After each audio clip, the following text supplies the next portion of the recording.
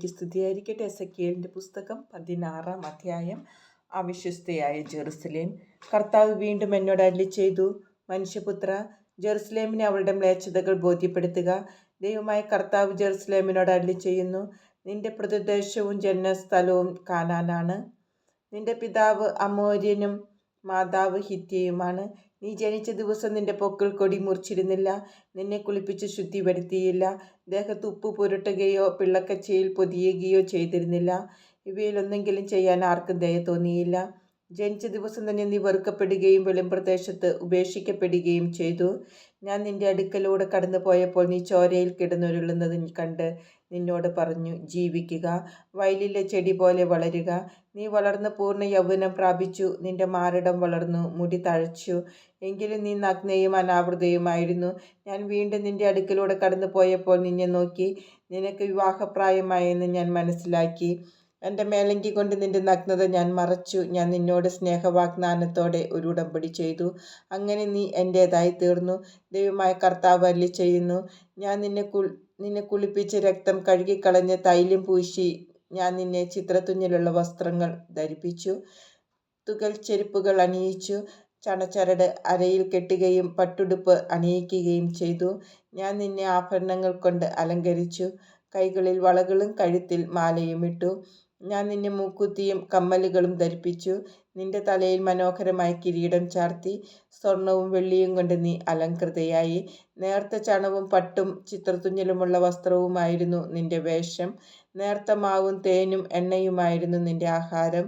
നീ അതീവ സുന്ദരിയായി വളർന്ന് രാജകീയ പ്രൗഢി ആർജിച്ചു. സൗന്ദര്യം കൊണ്ട് നീ ജനതകളുടെ ഇടയിൽ പ്രശസ്തയായി. എന്തെന്നാൽ ഞാൻ നൽകിയ കാന്തി അതിന് പൂർണ്ണത നൽകി. ദൈവമായ കർത്താവ് അരുളിച്ചെയ്യുന്നു. എന്നാൽ നീ നിന്റെ സൗന്ദര്യത്തിൽ മതിമറന്നു, നിന്റെ കീർത്തിയുടെ ബലത്തിൽ നീ വേശ്യാവൃത്തിയിലേർപ്പെട്ടു.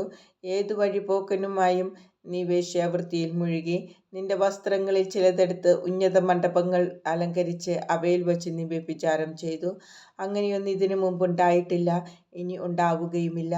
ഞാൻ നൽകിയ സ്വർണവും വെള്ളിയും കൊണ്ടുള്ള ആഭരണങ്ങൾ എടുത്ത് മനുഷ്യരൂപങ്ങളുണ്ടാക്കി അവയുമായി നീ വേശ്യാവൃത്തിയിലേർപ്പെട്ടു. ചിത്രത്തുഞ്ഞലുള്ള നിന്റെ വസ്ത്രങ്ങൾ നീ അവയെ അണിയിച്ചു. നിന്റെ തൈലവും ധൂപവും അവയ്ക്ക് മുമ്പിൽ നീ സമർപ്പിച്ചു. ഞാൻ നിനക്ക് ആഹാരത്തിനായി നൽകിയ നേരിയ മാവും എണ്ണയും തേനും നീ അവയുടെ മുമ്പിൽ പരിമളദ്രവ്യമായി അർപ്പിച്ചു. ദൈവമായ കർത്താവ് അരുളിച്ചെയ്യുന്നു, എനിക്ക് നിന്നിൽ ജനിച്ച പുത്രന്മാരെയും പുത്രിമാരെയും നീ അവയ്ക്ക് ഭോജനമായി ബലിയർപ്പിച്ചു. നിന്റെ വേശ്യാവൃത്തി കൊണ്ട് മതി വരാഞ്ഞിട്ടാണോ നീ എൻ്റെ കുട്ടികളെ വധിക്കുകയും അവരെ അവയ്ക്ക് ദഹനബലിയായി അർപ്പിക്കുകയും ചെയ്തത്? ചെറുപ്പത്തിൽ നഗ്നയും അനാവൃതയുമായി ചോരയിൽ കുളിച്ചു കിടന്നത് നീ നിന്റെ മ്ലേച്ഛതകൾക്കും വ്യഭിചാരത്തിനും ഇടയ്ക്ക് ഓർമ്മിച്ചില്ല. ദൈവമായ കർത്താവ് അരുളിച്ചെയ്യുന്നു, ദുരിതം, നിനക്ക് ദുരിതം. നിന്റെ എല്ലാ ദുഷ്കൃത്യങ്ങൾക്കും ശേഷം നീ ഓരോ തെരുവിലും ഭദ്രപീഠവും ഉന്നത മണ്ഡപവും നിർമ്മിച്ചു. ഓരോ വഴിക്കവലയ്ക്കും നീ ഉന്നത മണ്ഡപങ്ങളുണ്ടാക്കി. അവിടെ നിന്റെ സൗന്ദര്യം നീ ദുരുപയോഗപ്പെടുത്തി. വഴിപോക്കന്മാർക്കെല്ലാം നിന്നെ തന്നെ നൽകി നീ വ്യഭിചാരം തുടർന്നു. ഭോഗാസക്തരും നിന്റെ അയൽക്കാരുമായ ഈജിപ്തുകാരുമായി നീ വ്യഭിചരിച്ചു. വ്യഭിചാരത്തിൽ മുഴുകി നീ എന്നെ പ്രകോപിപ്പിച്ചു. അതുകൊണ്ട് നിനക്കെതിരെ ഞാൻ കരം നീട്ടി, നിന്റെ ഓഹരി വെട്ടിക്കുറിച്ചു.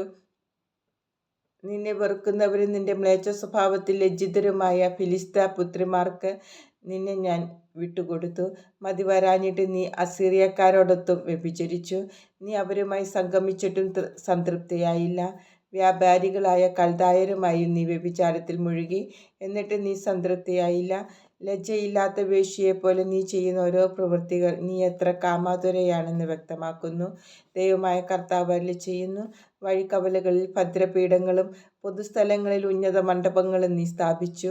എന്നാൽ പ്രതിഫലം വെറുത്തിരുന്നതിനാൽ നീ വേശ്യയെപ്പോലെ ആയിരുന്നില്ല. ഭർത്താവിന് പകരം അന്യപുരുഷന്മാരെ സ്വീകരിക്കുന്ന സൈരണിയായ ഭാര്യയെപ്പോലെയാണ് നീ. വേശ്യകൾ പ്രതിഫലം സ്വീകരിക്കുന്നു, നീയാകട്ടെ കാമുകന്മാർക്ക് പ്രതിഫലം കൊടുക്കുന്നു. വ്യഭിചാരത്തിനായി നാനാഭാഗത്തു നിന്നും നിന്റെ അടുത്തെത്തിച്ചേരാൻ നീ അവർക്ക് കൂലി കൊടുക്കുന്നു. വ്യഭിചാരത്തിൻ്റെ കാര്യത്തിൽ നീ മറ്റു സ്ത്രീകളിൽ നിന്ന് വ്യത്യസ്തയാണ്. ആരും വ്യഭിചാരത്തിനായി നിന്നെ ക്ഷണിച്ചില്ല, നീ അങ്ങോട്ട് പ്രതിഫലം നൽകുന്നു, നിനക്ക് പ്രതിഫലം ലഭിക്കുന്നില്ല. അതാണ് നിനക്കുള്ള വ്യത്യാസം. അഭിസാരികേ, കർത്താവിൻ്റെ വചനം കേൾക്കുക. ദൈവമായ കർത്താവ് അരുളിച്ചെയ്യുന്നു, നീ കാമുകന്മാരോടൊപ്പം വ്യഭിചാരത്തിൽ നിർലജ്ജം നിന്റെ നഗ്നത തുറന്നു കാട്ടി. നീ വിഗ്രഹങ്ങൾ നിർമ്മിക്കുകയും നിന്റെ മക്കളുടെ രക്തം അവയ്ക്ക് അർപ്പിക്കുകയും ചെയ്തു. അതിനാൽ നിന്നോടൊപ്പം രമിച്ച എല്ലാ കാമുകന്മാരെയും നീ സ്നേഹിക്കുകയും വെറുക്കുകയും ചെയ്ത എല്ലാവരെയും ഞാൻ ഒരുമിച്ച് കൂട്ടും. അവർ കാണേണ്ടതിന് അവരെ നിനക്ക് ചുറ്റും ഒരുമിച്ച് കൂട്ടി അവരുടെ മുമ്പിൽ നിന്റെ നഗ്നത ഞാൻ അനാവരണം ചെയ്യും. വിവാഹബന്ധം വിച്ഛേദിക്കുകയും കൊലപാതകം നടത്തുകയും ചെയ്യുന്ന സ്ത്രീകളെ വിധിക്കുന്നത് പോലെ നിന്നെയും ഞാൻ വിധിക്കും. ക്രോധത്തോടും അസൂയയോടും കൂടെ ഞാൻ നിന്നെ രക്തത്തിലാഴ്ത്തും. ഞാൻ നിന്നെ നിന്റെ കാമുകന്മാരുടെ കൈകളിൽ ഏൽപ്പിച്ചു കൊടുക്കും. അവർ നിന്റെ ഭദ്രപീഠങ്ങൾ തട്ടിത്തകർക്കുകയും ഉന്നത മണ്ഡപങ്ങൾ ഇടിച്ചു നിരത്തുകയും ചെയ്യും. നിന്റെ വസ്ത്രങ്ങൾ അവർ ഉരിഞ്ഞു കളയും, ആഭരണങ്ങൾ അവർ അപഹരിക്കും. അവർ നിന്നെ നഗ്നയും അനാവൃതയുമായി ഉപേക്ഷിക്കും. അവർ നിനക്കെതിരെ സൈന്യത്തെ അണിനിരത്തും. അവർ നിന്നെ കല്ലെറിയുകയും വാളുകൊണ്ട് വെട്ടിനുറുക്കുകയും ചെയ്യും. നിന്റെ ഭവനങ്ങൾ അവർ അഗ്നിക്കിരയാക്കും. അനേക സ്ത്രീകളുടെ കൺമുമ്പിൽ വച്ച് നിന്റെ മേൽ അവർ ശിക്ഷാവിധി നടപ്പിലാക്കും. നിന്റെ വ്യഭിചാരം ഞാൻ അവസാനിപ്പിക്കും. നീ ഇനി ആർക്കും പ്രതിഫലം നൽകുകയില്ല. അങ്ങനെ എൻ്റെ കോപം നിന്റെ മേൽ പ്രയോഗിച്ച് ഞാൻ തൃപ്തിയടയും. എൻ്റെ അസൂയ നിന്നെ വിട്ടകലും. ഞാൻ കോപമടക്കി ശാന്തനാകും. നീ നിന്റെ ചെറുപ്പകാലം വിസ്മരിക്കുകയും ഇത്തരം പ്രവൃത്തികൾ കൊണ്ട് എൻ്റെ ക്രോധം ജ്വലിപ്പിക്കുകയും ചെയ്തതിനാൽ നിന്റെ തെറ്റുകൾക്കുള്ള ശിക്ഷ നിന്റെ തലയിൽ തന്നെ ഞാൻ വരുത്തും. നിന്റെ എല്ലാ മ്ലേച്ഛതകൾക്കും ഉപരിയായി നീ വേശ്യാവൃത്തിയിൽ ഏർപ്പെട്ടല്ലോ. ദൈവമായ കർത്താവ് അരുളിച്ചെയ്യുന്നു. പഴഞ്ചൊല്ല് ഇഷ്ടപ്പെടുന്നവർ നിന്നെപ്പറ്റി അമ്മയെപ്പോലെ മകളും എന്ന പഴമൊഴി ഉപയോഗിക്കും. ഭർത്താവിനെയും കുട്ടികളെയും വെറുത്ത അമ്മയുടെ മകളാണ് നീ. ഭർത്താക്കന്മാരെയും കുട്ടികളെയും വെറുത്ത സഹോദരിമാരുടെ സഹോദരിയാണ് നീ. നിന്റെ മാതാവ് ഹിത്തിയും പിതാവ് അമോര്യനുമാണ്. നിന്റെ മൂത്ത സഹോദരി സമരിയാണ്. അവൾ തൻ്റെ പെൺമക്കളോടൊത്ത് നിന്റെ വടക്കുവശത്ത് താമസിച്ചു. നിന്റെ ഇളയ സഹോദരി സോതോമാണ്. അവൾ തൻ്റെ പെൺമക്കളോടൊത്ത് നിന്റെ തെക്കുവശത്ത് താമസിച്ചു. അവരുടെ പാതയിൽ ചരിച്ചതുകൊണ്ട് നിനക്ക് മതിയായില്ല. അവരുടെ മ്ലേച്ഛതകൾ കൊണ്ട് നിനക്ക് തൃപ്തി വന്നില്ല. ഇതൊക്കെ നിസ്സാരമെന്ന ഭാവത്തിൽ എല്ലാ തരത്തിലും നീ അവരെക്കാൾ വഷളായി. കർത്താവ് അരുളിച്ചെയ്യുന്നു, ഞാനാണേ. നീയും നിന്റെ പുത്രിമാരും ചെയ്തതുപോലെ നിന്റെ സഹോദരിയായ സോതോമും അവളുടെ പുത്രിമാരും ചെയ്തിട്ടില്ല. നിന്റെ സഹോദരിയായ സോതോമിൻ്റെ തെറ്റ് ഇതായിരുന്നു.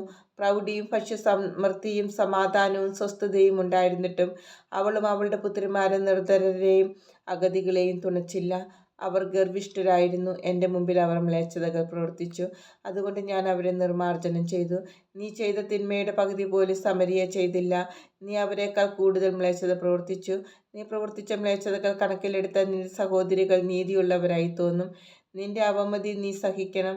നിന്റെ സഹോദരിമാരെക്കാൾ ഏറെ മ്ലേച്ഛതകൾ നീ പ്രവർത്തിച്ചതിനാൽ നിന്നോട് തുലനം ചെയ്യുമ്പോൾ അവർ നിഷ്കളങ്കരായി തോന്നും. ലജ്ജിച്ച് അപമാനമേൽക്കുക. എന്തെന്നാൽ നിന്റെ സഹോദരിമാർ നീതിയുള്ളവരെന്ന് തോന്നിക്കാൻ നീ ഇടയാക്കി. സോതോമിൻ്റെയും അവളുടെ പുത്രിമാരുടെയും സമരിയായുടെയും അവളുടെ പുത്രിമാരുടെയും സുസ്ഥിതി ഞാൻ പുനഃസ്ഥാപിക്കും. അതോടൊപ്പം അവരുടെ മധ്യേ നിന്റെ സുസ്ഥിതിയും ഞാൻ പുനഃസ്ഥാപിക്കും. അങ്ങനെ അവർക്കൊരാശ്വാസമാകത്തക്ക വിധം നീ ചെയ്ത പ്രവൃത്തികളെക്കുറിച്ച് നീ ലജ്ജിച്ച് അപമാനമേൽക്കും. നിന്റെ സഹോദരിമാരായ സോതോമും സമരിയായും അവരുടെ പുത്രിമാരും തങ്ങളുടെ പൂർവ്വസ്ഥിതിയിലേക്ക് മടങ്ങിവരും. നീയും നിന്റെ പുത്രിമാരും നിങ്ങളുടെ പൂർവ്വസ്ഥിതി പ്രാപിക്കും. നിന്റെ ദുഷ്ടതകൾ വെളിപ്പെടുത്തുന്നതിനു മുമ്പ് നീ അഹങ്കരിച്ചു കഴിഞ്ഞ കാലങ്ങളിൽ നിന്റെ സഹോദരിയായ സോതോമിൻ്റെ പേരുച്ചരിക്കാൻ നിന്റെ അധരങ്ങൾ ലജ്ജിച്ചിരുന്നില്ലേ? ഇപ്പോൾ നിന്നെ അധിക്ഷേപിക്കുന്നവരായ നിന്റെ ചുറ്റുമുള്ള ഏദോം പുത്രിമാർക്കും അവളുടെ അയൽക്കാർക്കും ഫിലിസ്ത്യ പുത്രിമാർക്കും നീയും അവളെപ്പോലെ പരിഹാസപാത്രമായിരിക്കുന്നു. നിന്റെ വ്യഭിചാരത്തിൻ്റെയും മ്ലേച്ഛതകളുടെയും ശിക്ഷ നീ ഏൽക്കും. കർത്താവ് അരുളിച്ചെയ്യുന്നു. ശാശ്വതമായ ഉടമ്പടി. ദൈവമായ കർത്താവ് അരുളിച്ചെയ്യുന്നു, നീ പ്രവർത്തിച്ചതുപോലെ നിന്നോട് ഞാൻ പ്രവർത്തിക്കും. നീ ഉടമ്പടി ലംഘിച്ച് പ്രതിജ്ഞ അവഹേളിച്ചു. എങ്കിലും നിന്റെ യൗവനത്തിൽ നിന്നോട് ചെയ്ത ഉടമ്പടി ഞാൻ ഓർമ്മിക്കും. നീയുമായി ശാശ്വതമായ ഒരു ഉടമ്പടി സ്ഥാപിക്കുകയും ചെയ്യും. നിന്റെ പ്രവൃത്തികൾ അപ്പോൾ നീ ഓർമ്മിക്കും. നിന്റെ മൂത്തതും ഇളയതുമായ സഹോദരിമാരെ ഉടമ്പടി പ്രകാരമല്ലാതെ തന്നെ നിനക്ക് ഞാൻ പുത്രിമാരായി നൽകും. അവരെ സ്വീകരിക്കുമ്പോൾ നീ ലജ്ജിക്കും. നീയുമായി ഞാനൊരു ഉടമ്പടി സ്ഥാപിക്കും. ഞാനാണ് കർത്താവ് എന്ന് അപ്പോൾ നീ അറിയും. അങ്ങനെ നിന്റെ പ്രവൃത്തികൾക്ക് ഞാൻ മാപ്പ് നൽകുമ്പോൾ നീ അവയോർത്ത് ലജ്ജിച്ച് മൗനം ഭജിക്കും. ദൈവമായ കർത്താവ് അരുളിച്ചെയ്യുന്നു.